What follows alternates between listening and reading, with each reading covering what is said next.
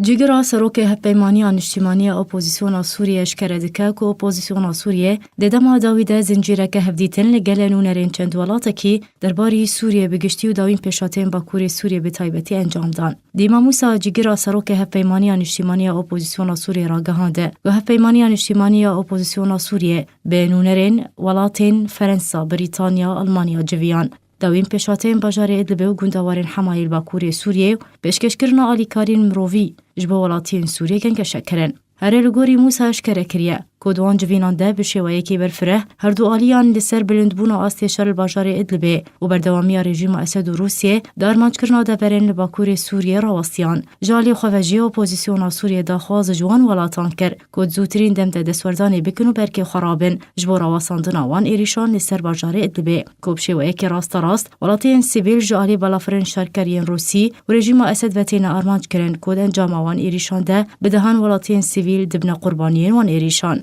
هروها جگرا سروک هپیمانی نیشتیمانی اپوزیسیون سوریه داخویا کرن که دجوین وانده لگل نونرین ولات نابوری بحثا پیوستی گهاندن آلیکارین مروویین بلزه جپیوزداران را هاته کرن به تایبتی ددمان هاده بهتری 100,000 دربدر لچولید مینین و دروشک پر خراب دجین. نابوری بالکشاند سرویه کجی کوجبر بردوامی رژیم اسد و روسیه دارمانج کرنا دورین لباکوری سوریه و بردوامی آوان دبن پیکرنن خوده در حق ولاتین سیویل جالیه کی ورمانج کرنا ناوندن خدمتگزاری و نخوشخانه و ناوندن تندرستی و دبستان و مزگفتان ده جالیه کدیم و کود انجام آوان ایریشانده به 100,000 جوالاتین و دوره دربدر بون و برای خدانه دورن سینوری به شک مزین جوان دربدران جین حال چولید مینن و بیجی وارن. جبر به که اپوزیسیون نامه که آمده کریه تا که آراسی چند ولاته کی و آلیه نافدولتی انگریدای براوش شاید لبه بکه تا که دزوترین دمده دستوردانی بکن و وان تاوانان دزوترین دمده را وستینن به شویه که بلجی آلیکارین مرووی بکینن ناوان دوران.